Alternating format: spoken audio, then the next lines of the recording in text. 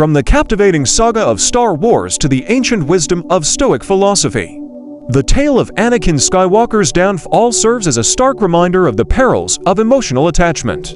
Imagine loving someone so deeply that you'd risk everything, even your very soul, to prevent losing them. This was the story of Anakin Skywalker, who turned to the dark side in a desperate attempt to save his beloved Padme. But what happens when our deepest fears become reality? When the very thing we cling to slips through our fingers? Although extreme, Anakin's fear of loss is a fear many people share. And often we go to great lengths to keep the people or things we love present in our lives. This isn't just a tale from a galaxy far, far away. It's a profound human dilemma that echoes through the teachings of Stoicism today. Diving into the depths of human attachment and loss, we delve into the teachings of Stoicism, examining how its principles can be applied as practical steps outlined for detaching from people and situations. So, I encourage you to stay with us until the end and take note of every step as actionable wisdom to help you navigate the often turbulent waters of human relationships and emotions. Step 1. Take a step away from that person for a while. Sometimes, the wisest action is to create distance, not to create a void, but to gain clarity. Picture this: you're in a vibrant party, the music's loud, people are talking. And amidst this, you're trying to understand a friend's whisper. Hard, isn't it? That's what it's like when we're too close to a person or situation. Our emotions, like the party noise, drown out clarity. Stepping back is like stepping out of the party into a quieter space where you can hear and think clearly. Seneca, with his profound insight, once said, "As often as you sojourn, return to yourself." This isn't just about physical space. It's about mental and emotional space too. When feelings cloud our vision, a step back helps us observe them. Like watching clouds drift across the sky, understanding they're separate from us. This detachment isn't coldness. It's a way to observe the situation and our reactions to it objectively. It's about seeing the chessboard, not just the chess piece you're holding. To apply this today, you don't need a villa in the countryside like the ancient Stoics. It can be as simple as turning off your phone for an hour, taking a walk, or just sitting quietly in a room. The goal is to find a space where your thoughts aren't drowned out by the constant buzz of life. It's in these quiet moments that we find the strength to make decisions not based on immediate emotions, but on reasoned thought and inner wisdom. This step back is your power move, your space to breathe and see beyond the fog of the immediate. Step 2. Consider the rationality of distancing yourself. Choosing to distance yourself from someone isn't a decision made in haste. It's a thoughtful process echoing the rationality and virtue Stoicism values. Picture your life as a journey on a boat. The people in your life are like the winds and currents. Some help you sail smoothly, while others might lead you into choppy waters. Here's where you, as the captain, need to decide which winds to harness and which storms to avoid. This decision is not about avoidance. It's about steering your life in a direction that aligns with your values and well-being. Epictetus, a Stoic who transformed his life from slavery to wisdom, often stressed the importance of choosing associations that align with our inner freedom. His life teaches us a valuable lesson: not all who wander into our lives bring light. Some cast shadows that can dim our own shine. Reflect on your relationships as if they were mirrors. What do they reflect back to you? Joy, growth, and understanding, or doubt, discomfort, and dismay? Choosing to distance is not an act of abandonment. It's a deliberate choice towards self-preservation and moral integrity. Stoicism isn't about cold logic. It's about warm wisdom. It asks us to consider, does this person add to my life like a harmonious melody, or disrupt it like a discordant note? As you ponder this, remember the words of Epictetus: we are not disturbed by what happens to us, but by our thoughts about what happens. It's not just about the person, but your perception of their impact on your life. Are they a chapter in your story that encourages your growth, or a footnote that distracts from your journey? Ultimately, the decision to distance yourself is about creating a life story that you're proud to narrate. It's about being true to yourself, your values, and your journey. Stoicism teaches us to embrace relationships that enrich our narrative and gently let go of those that don't. It's about crafting a life where every person and experience is a deliberate, thoughtful addition to the tapestry of your existence. Step 3. Have a chat with someone you can rely on. When the world feels like a jigsaw puzzle and you're struggling to fit the pieces together, it's time to reach out. Stoicism, while it champions inner strength, also values the power of connection. Talking to someone with trust is like finding an anchor in choppy seas. It's not about offloading our problems, but about gaining clarity and perspective. Think of it as having a co-navigator in the journey of life. Someone who helps you map out the terrain when your own compass feels a bit off. Seneca, with his deep understanding of human nature, recognized the power of shared wisdom. He compared a friend to a mirror, reflecting back not just our image, but our innermost truths. This reflection isn't just about seeing ourselves clearly. It's about understanding our path. When you open up to someone, you're not just sharing words. You're inviting them into your inner world, offering a glimpse of your thoughts and emotions. This sharing creates a space of mutual understanding and support where insights are exchanged, not just sympathies. Choose your confidant wisely, someone who embodies the values you aspire towards. This person becomes your sounding board, helping you navigate through your thoughts and feelings. They don't have to fix your problems. Sometimes just having them listen is enough. Their presence is a reminder that you're not alone on this journey. As you share your thoughts, you might find pieces of wisdom in their responses. Little nuggets of truth that help you see things differently. Stoicism teaches us that life's challenges are best met with a calm mind and a supportive community. Your chosen confidant is part of this community, a testament to the idea that strength often comes from togetherness. Remember, detaching from a person or situation doesn't mean detaching from all human connections. In fact, it's these very connections that provide the strength and perspective needed to navigate life's complex tapestry. Your conversations with this trusted individual are more than just chats. They are bridges to understanding, pathways to clarity, and anchors in the ever-changing seas of life. Step 4. Establish limits for your feelings. Mastering our emotional landscape is like being the captain of a ship sailing through a storm. The waves are our feelings, powerful and sometimes overwhelming. Stoicism doesn't teach us to avoid these waves, but to navigate them with skill and wisdom. It's about knowing when to let the waves carry us and when to steer our ship firmly. Our feelings are natural, yet without setting limits, they can sweep us away from our chosen path. The trick is to experience these waves without letting them capsize our boat. Epictetus, with his profound understanding of the human soul, reminds us that we are not troubled by things, but by the view which we take of them. This perspective is key to establishing emotional boundaries. It's like having a gatekeeper in our minds, one who acknowledges every visitor that is our feelings, but doesn't let every one of them take over the house, which is our inner peace. For instance, when anger knocks, we recognize it, understand its cause, but don't let it sit at our table and dictate our actions.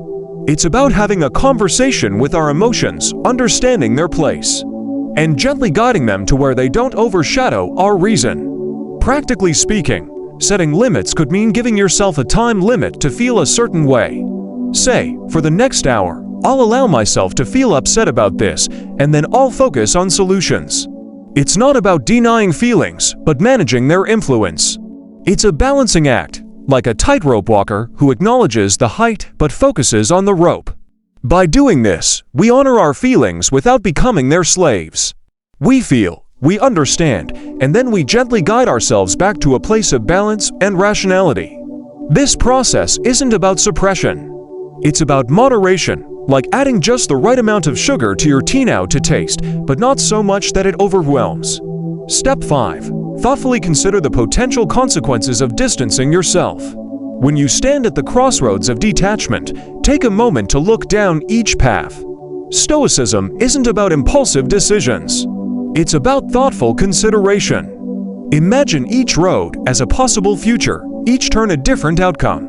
What lies down the path of distancing? Will it bring peace, growth, and a stronger sense of self, or will it leave a trail of regret and missed opportunities? This foresight isn't about predicting the future with certainty. It's about preparing for it with wisdom. Marcus Aurelius, a man who balanced the weight of an empire, once mused, Look back over the past, with its changing empires that rose and fell, and you can foresee the future too. His words echo the Stoic practice of reflecting on past experiences to inform future decisions. Think about times you've distanced yourself before. What were the outcomes? Did the space bring clarity and peace, or did it lead to isolation and regret? Use these reflections as a guide, a way to learn from the past to navigate the future. Finally, consider the impact of your decision on others. Stoicism teaches us to balance our needs with the greater good. In detaching, are you fostering your growth and contributing positively to the lives of others? Or are you potentially causing harm or misunderstanding? This step isn't just about self-interest. It's about harmonizing your well-being with the world around you. It's like being mindful of your footsteps in a garden, ensuring they nurture growth rather than trample the flowers. Detachment, in the Stoic sense, is an act of wisdom, a carefully weighed decision that considers not only the self, but the interconnected web of relationships in which we all exist. Step 6. Give yourself a break from social media. Picture your mind as a serene lake. Now imagine social media as raindrops constantly disturbing its calm surface. These droplets are the endless updates, notifications, and comparisons that infiltrate our peace. Stoicism, a philosophy that thrived long before the digital age, still offers timeless wisdom for managing such disturbances. Seneca, who mused on life's brevity, would likely see social media as one of modern life's many unnecessary distractions. He once wisely noted, "Life is long if you know how to use it." This step of detachment is about reclaiming our time and attention, about choosing where to focus our precious energy. In the world of social media, our attention is the commodity everyone wants. By stepping back, we're not just avoiding a digital deluge. We're giving our minds the space to breathe, to think, to be. It's akin to closing the curtains on a bustling street outside your window. The noise, the hustle, the constant movement, it's all still there, but for a moment, it's not your concern. You're in your quiet room with space to reflect, to understand, to grow. This break from social media isn't an act of escape, but an exercise in self-care. It's about discerning what enriches us and what drains us. As you take this break, observe the change in your mental landscape. Do you feel calmer, more present, more aware of your own thoughts and feelings? This awareness is the heart of Stoicism, understanding what we can control and letting go of what we cannot. It's about recognizing that, while we cannot stop the rain, we can choose to step under a shelter and enjoy the sound of the droplets without getting drenched. Taking a break from social media in today's world might feel like stepping off a fast-moving train. It's quiet, still, but in this stillness lies clarity. As you embark on this social media hiatus, remember Seneca's words and use this time wisely. Read a book, take a walk, write in a journaling and activities that nourish your soul, not just pass the time. This break is your time to reconnect with yourself, your moment to remember who you are in the quiet, away from the crowd. Final step, focus deliberately on your fundamental needs. In this final stride on the path of detachment, turn your attention inward to the core of your being. Here lies the essence of Stoicism, focusing on what truly matters for your inner growth and well-being. It's about stripping away the non-essential, the noise, the fluff, and honing in on what nourishes your soul. This isn't about material needs. It's far deeper. It's about emotional sustenance, moral integrity, and personal growth. Think of your life as a garden. What does it need to thrive? Sunlight, water, Karithisi are the essentials. Similarly, identify what is essential for your emotional and spiritual growth and focus on nurturing these aspects. Epictetus, born into hardship, understood the importance of focusing on what truly matters. His teachings highlight the power of discernment, separating the wheat from the chaff in our lives. Wealth consists not in having great possessions, but in having few wants. Apply this wisdom to your emotional landscape. It's about knowing what you need to feel fulfilled, stable, and at peace. It's recognizing that sometimes less is more in a world of endless choices and distractions. It's about finding contentment in simplicity and depth. Practically, this means taking time to reflect on what brings you genuine happiness and peace. Is it quiet time alone, meaningful conversations with friends, engaging in a hobby? Identify these core needs and make them a priority. This deliberate focus helps in detaching from the unnecessary, from people and situations that don't align with your fundamental needs. By centering your life around these needs, you create a foundation of stability and contentment. This isn't a one-time task, but an ongoing process, a constant return to what truly matters. As you journey through life, keep revisiting your fundamental needs, adjusting and realigning as you grow and evolve. This focus is your compass, guiding you through life's complexities with clarity and purpose. It's about living intentionally, not just existing, and in this intentional living, you find the essence of Stoicism, a life lived with purpose, wisdom, and inner peace. In embarking upon the path of disengagement from the entanglements of people and situations, we find a reservoir of profound insights and practical advice within the teachings of Stoicism. This philosophy invites us to momentarily step back, to weigh the reasons behind our distancing, to engage in transparent dialogue, to set boundaries around our emotional responses, to ponder the repercussions of our actions, to take respite from the bombardments of external influences like social media, and to concentrate on our core necessities. Such actions are in harmony with the Stoic virtues. Stoicism, with its enduring sagacity, enlightens us that detachment is not akin to emotional numbness. Rather, it is the attainment of a serene and resilient inner state. As we meander through the intricacies of human connections and the trials of existence, the tenets of Stoicism shine as a lighthouse of inspiration, steering us towards a life enriched with virtue, wisdom, and emotional fortitude. We welcome your thoughts in the comments. Which step resonates with you, or which one are you inclined to try? If you found value in this video, we encourage you to express your appreciation by liking it. Don't forget to subscribe if you haven't yet, share with those you hold dear, and ring the notification bell to be among the first to savor our freshly baked Stoic wisdom videos.